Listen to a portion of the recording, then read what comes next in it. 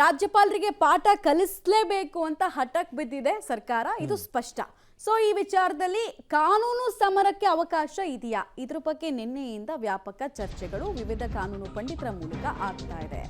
ಸರ್ಕಾರ ಮತ್ತು ರಾಜ್ಯಪಾಲರ ನಡುವೆ ಸಂಘರ್ಷ ಅನ್ನೋದು ತಾರಕಕ್ಕೇರ್ತು. ಕಾನ್ಸ್ಟಿಟ್ಯೂಷನಲ್ ಹುದ್ದೆಯಲ್ಲಿ ಇರೋರ ಜೊತೆಗೆ ಹಿಂಗೆ ವಾಕೌಟ್ ಆಗಿದ್ದು, ಹಿಂಗೆ ಗಲಾಟೆಯಲ್ಲಿ ತೊಡಗಿರೋದು ವಿಚಿತ್ರ ಸನ್ನಿವೇಶ.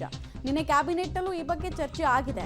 ರಾಜ್ಯಪಾಲರು ಸಾಂವಿಧಾನಿಕ ಕರ್ತವ್ಯ ಉಲ್ಲಂಘನೆ ಮಾಡಿದ್ದಾರೆ, ಇರ್ರೆಗ್ಯುಲಾರಿಟೀಸ್ ಅನ್ನು ತೋರಿಸಿದ್ದಾರೆ ಅನ್ನೋದು ಆರೋಪ. ಕಾನೂನು ಹೋರಾಟವನ್ನು ಮಾಡಬಹುದಾ, ಮಾಡಿದ್ರೆ ಗೆಲ್ತೀವಾ, ಲೀಗಲ್ ಫೈಟ್ಗೆ ಅವಕಾಶ ಇದೆಯಾ ಅಂತ ಕಾನೂನು ತಜ್ಞರ ಮೊರೆ ಹೋದಾಗ ಅವಕಾಶ ಇಲ್ಲ ಅನ್ನೋ ಉತ್ತರ ಸಿಗ್ತಾ ಇದೆ. ಸಾಂವಿಧಾನಿಕ ಕರ್ತವ್ಯವನ್ನು ನಿಭಾಯಿಸಿದ್ದಾರೆ. 2 ಲೈನ್ ಓದಿದ್ರು ಕೂಡ ಇಡೀ ಸೆಷನ್ನ ಅಜೆಂಡಾವನ್ನು ಅವ್ರು ಸೆಟ್ ಮಾಡ್ದಂಗೆ ಲೆಕ್ಕ, ಓದಿದಂತೆ ಭಾವಿಸಬೇಕು ಅನ್ನೋದು ಲೆಕ್ಕ. ಹೀಗಾಗಿ ಈ ಟೈಮ್ನಲ್ಲಿ ಯಾವ ಗ್ರೇ ಏರಿಯಾ ಬಗ್ಗೆ ಫೈಟ್ ಮಾಡ್ತಾರೆ ಅನ್ನೋದು ಪ್ರಶ್ನೆ. ಆಮೇಲೆ ಸುಪ್ರೀಂ ಕೋರ್ಟ್ನ ಗೈಡ್ಲೈನ್ಸ್ ಅನ್ನ ಬಯಸುತ್ತಾ ಸರ್ಕಾರ ಇಂಥ ವಿಚಾರದಲ್ಲಿ? ಯಾಕಂದ್ರೆ ಇದು ಒಂದೇ ರಾಜ್ಯ ಅಲ್ಲಲ್ಲ, ಪದೇ ಪದೇ ಎಲ್ಲ ರಾಜ್ಯದಲ್ಲೂ ಹಿಂಗೆ ಆಗ್ಬಿಟ್ಟಿದೆ ಸಂಪ್ರದಾಯ.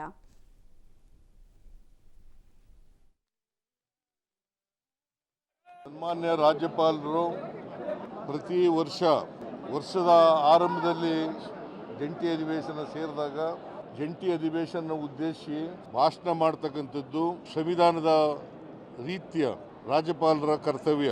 ಆರ್ಟಿಕಲ್ 176, 163 ಬಹಳ ಸ್ಪಷ್ಟವಾಗಿ ಹೇಳ್ತದೆ, ರಾಜ್ಯಪಾಲರು ಅವರು ತಯಾರು ಮಾಡಿದಂಥ ಭಾಷಣವನ್ನು ಓದಾಗಿಲ್ಲ. ಕ್ಯಾಬಿನೆಟ್ ಏನು ಪ್ರಿಪೇರ್ ಮಾಡಿಕೊಡ್ತದೆ ಆ ಭಾಷಣವನ್ನು ಓದಲೇಬೇಕು.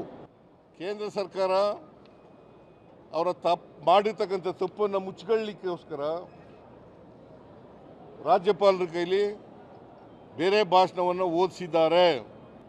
ಇದು ಸಂವಿಧಾನ ಬಾಹಿರ, ಸಂವಿಧಾನದ ಉಲ್ಲಂಘನೆ. ರಾಜ್ಯಪಾಲರು ಕೇಂದ್ರ ಸರ್ಕಾರದ ಕೈಗೊಂಬೆಯಂತೆ ವರ್ತಿಸಿದ್ದಾರೆ.